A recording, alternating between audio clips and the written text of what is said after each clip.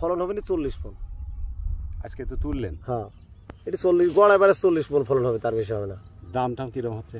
32, 3300, 3400। তাতে 1 বিঘা লাভ হবে কেমন? এই বীজে লাভ হবে না তো। কেন? এই দাম 3200, 3300 টাকা বেচলে বেসন কিনেছে 8000 টাকা মণ, কি করে লাভ হবে? কারণ আপনি 1 বিঘা খরচ কত, আর এখন বিক্রি করলে খরচ মন করেন 1 লাখের উপরে হবে। আর বেচা এখন 40 মণ আপনি 3000 টাকা মণ হিসাবে টাকা হিসাব করেন, 1,20,000। তাহলে কি লাভ হইলে? খরচ হয়েছে কত? 1 লাখ। 1 লাখ তো হবে, 1 লাখের একটু বেশি ছাড়া কম হবে। 2 মাসে যদি 20,000 টাকা লাভ, কি কম? 2 মাসে 20,000 টাকা, এত লোকজন খাই 2 মাসে 20,000 টাকা লাভ হলে কিছু বাঁচে কৃষক। এই ভুঁইটাত আরো 10 টাকার খরচ আছে, মানে 1 লাখ আর কি 10 টাকা সবাই খরচ।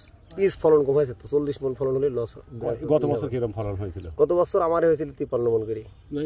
বৃষ্টির কারণে? হ্যাঁ, বৃষ্টির কারণে এবং বেসনের মায়ের হয়ে গেছে মেলা। তাতে কত ফলন হলে আপনারা লাভবান হতেন? 50 মণের উপর হলে একটু লাভ হইতে। মনে করেন 1 বিঘা কমপক্ষে যদি 50,000 টাকা লাভ হইতে, তাহলে মনে করেন কৃষক বাঁচে। 20,000 টাকা লাভ করে 2টি খন্দ হয়, 2টি খন্দ 20-20, 40,000 টাকা বলে আমার মতন লোক চলা সম্ভব? কোন সম্ভব না। বাজারের এখন যে দাম, সেই আমরা জানি যে কিন্তু 500 টাকা মণ, 4000 টাকা মণ পাতাম, তো এডি যাক যথেষ্ট পরিমাণ হইতে আর কি। 400 টাকা 4000 টাকা পালে পারে ক্ষেতটা করা যায়। কারণ আমরা কিনে খাচ্ছি তো 120 টাকা কেজি।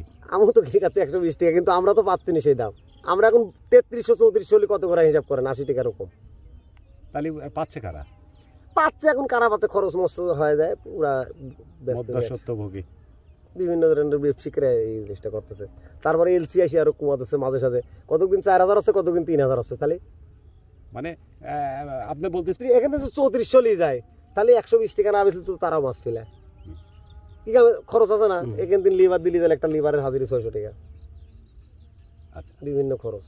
ঠিক আছে। চাইরে থাকলে পারে তাই বাঁচা যায় আর কি।